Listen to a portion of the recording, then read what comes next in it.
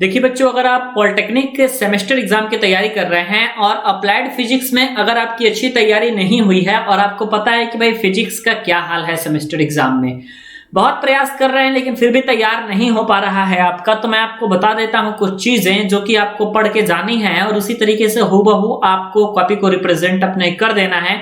और अगर आप उतना करके आ जाते हैं तो आप इतना याद रखिएगा कि जो फिजिक्स में आप लोग फेल होने वाली जो आपकी आशंकाएं आ रही हैं कि हम फेल हो जाएंगे, उससे आप बच जाएंगे और निश्चित तौर पे आप सेमेस्टर में पास हो जाएंगे। ठीक है, तो चलिए मैं आपको वीडियो को स्टार्ट करता हूं। इससे पहले जितने सारे इंपॉर्टेंट क्वेश्चंस वगैरह हैं वो सब आपको टेलीग्राम में मिल जाते हैं, जिसका लिंक मैंने डिस्क्रिप्शन सेक्शन में दे रखा है, तो वहां से आप टेलीग्राम चैनल को भी ज्वाइन जरूर कर लीजिएगा। ठीक है, बात हो रही है आपकी अप्लाइड फिजिक्स की और उस हिसाब से बात हो रही है कि आपकी अगर तैयारी नहीं है तो फिर आपको क्या करना है। ठीक है, और आप नंबर अपना कहां से जुटा पाएंगे। मैं आपको सबसे पहले बताऊं कि ये आपका सबसे एक कह सकते हैं कि सबसे टफ सब्जेक्ट है। इसको हम सबसे टफ सब्जेक्ट इसलिए कह रहे हैं क्योंकि इसमें 3 चीजें आती हैं दोस्तों।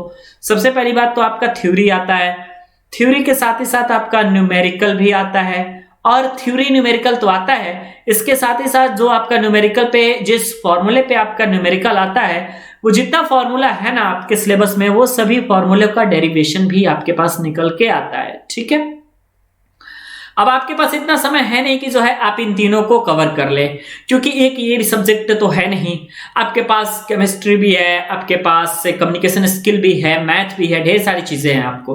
देखिए सिंपल मैं आपको बताता हूं क्या करना है आपको। सबसे पहले आप एक काम करिएगा कि जो 1 नंबर वाले प्रश्न होंगे उनमें आपके 4 या 5 क्वेश्चन ऐसे मिलते हैं जो कि आपके डायरेक्ट टिक करने वाले रहते हैं, ऑप्शन वाले रहते हैं। अगर वहां पे आपका ऑप्शन सही हो जाता है तो उसके बारे में डिटेल लिखने की जरूरत नहीं है, एक लाइन में ही आप वहां से नंबर को गेन कर सकते हैं। दूसरी बात यह है आपकी कि किसी भी टॉपिक से अगर आपका क्वेश्चन पूछा जा रहा है, अगर उस क्वेश्चन का आंसर आपको नहीं मालूम है लेकिन उसको आपको रिलेटेड टॉपिक का आंसर मालूम है, जैसे मान लीजिए कुछ और आप तैयार करके चले गए, उससे रिलेटेड कोई चीज पूछ के दिया गया, तो आप रिलेटेड आंसर लिख सकते हैं। ठीक है, रिलेटेड आंसर आप लिख सकते हैं।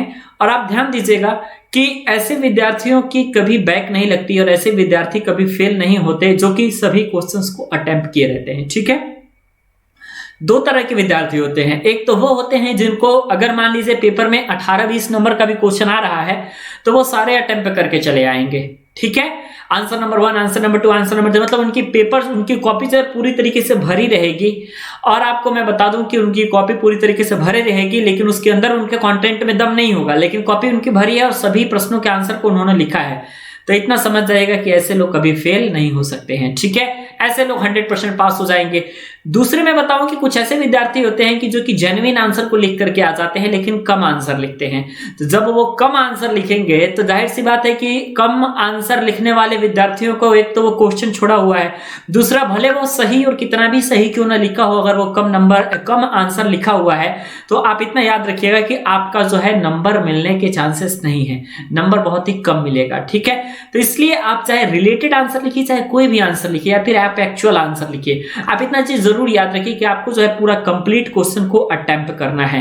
अगर आप क्वेश्चन कंप्लीट अटेम्प्ट करके आ जाते हैं तो आपके फेल होने की संभावनाएं कम हो जाती है, या फिर आप एक तरीके से ये कह सकते हैं कि आप फेल नहीं हो सकते, कंप्लीट अटेम्प्ट करके आ पाइए।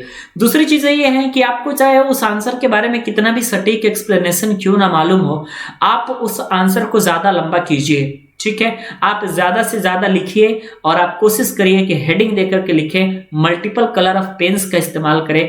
कलम आपका एक से ज्यादा कलर का होना, जैसे ब्लैक एंड ब्लू का कॉम्बिनेशन आप अगर लेते हैं तो आपके लिए बहुत शानदार रहता है। ठीक है, तो आप थ्योरी को चाहे मान लीजिए एग्जैक्ट आपको डेफिनेशन पता है, फिर भी आप क्या करिए कि उसके एग्जाम्पल लिखिए, उसको आप बना करके लिखिए, उसको आप इतना बना करके लिखिए ताकि आपका आंसर लॉन्ग दिखे कि आपने जो है कम से कम 5 नंबर के क्वेश्चन को 1.5-2 पेज में आपने अटेम्प्ट किया है। और अगर एग्जामिनर साहब ये देख रहे हैं कि भैया हमने तो पूछा है इस लड़के से 5 मार्क्स का और 5 नंबर में ये लड़का हमें दे क्या रहा है, तो ओनली हाफ पेज दे रहा है, तो 5 नंबर में आधा पेज कहने का मतलब कि ये एग्जामिनर साहब को आपको 1/2 मार्क्स आपको दे देंगे, या बहुत देंगे आपको तो 2 नंबर दे देंगे अगर आपका बहुत सटीक आंसर रहा है अकॉर्डिंग टू क्वेश्चन तो। लेकिन इसके अलावा इससे ज्यादा नंबर नहीं दे पाएंगे, क्योंकि एग्जामिनर आपको फेल करना नहीं चाहता है, एग्जामिनर ये चाहता है कि हम इसे पास कर दें। लेकिन आप कुछ भी लिख करके नहीं आते हैं तो फिर कोई भी एग्जामिनर आपको पास क्यों करेगा, सोचिए आप। अगर आप लिख करके आते हैं तो उनके पास भी एक चीज रहता है कि स्टूडेंट्स ने कॉपी को भरा हुआ है तो मैं इस स्टूडेंट्स को पास करूंगा, ठीक है, तो वो पास करता है। लेकिन अगर उनको यही मालूम है कि भैया ये तो स्टूडेंट एकदम पूरा आधे पेज में ही 2-3 पेज में ही पूरा सेमेस्टर की प्रश्नों को हल कर दिया है, तो वो कोई बहुत अच्छी बात नहीं होती है। मैथ में भी लोग यही करते हैं, डायरेक्ट आंसर किसी को मालूम है, जैसे मान लीजिए कि 3x² + 5x + e⁻x का डिफरेंशिएशन पूछ दिया आपसे dy/dx का। कुछ स्टूडेंट स्टेप से सॉल्व करते हैं, कुछ स्टूडेंट मानेंगे कि डायरेक्ट आंसर लिख देंगे और जो डायरेक्ट आंसर लिखेगा उसको नंबर नहीं मिलेगा। तो इसलिए स्टेप वाइज चलना है आपको। स्टेप मार्किंग होती है तो उसका लाभ भी तो आपको लेना पड़ेगा। तो स्टेप मार्किंग होती है, आपको ये बात समझना है, और स्टेप मार्किंग हो रही है तो आपको इसका लाभ लेते हुए आपको इन सारी चीजों पे फोकस भी रहना जरूरी है। अगर आप इन चीजों को मेंटेन करते हैं तो नंबर मिलेगा, नंबर मेंटेन करने पे ही मिलेगा। नहीं करेंगे इन चीजों को मेंटेन तो आपको नंबर कोई भी एग्जामिनर नहीं देने वाला है। आप इस बात को समझिए और सोचिए, उसके बाद चलिए आप। मुझे उम्मीद है ये बातें आपको समझ में आई होंगी और पूरी तरीके से आप कॉपी को भर करके आएंगे।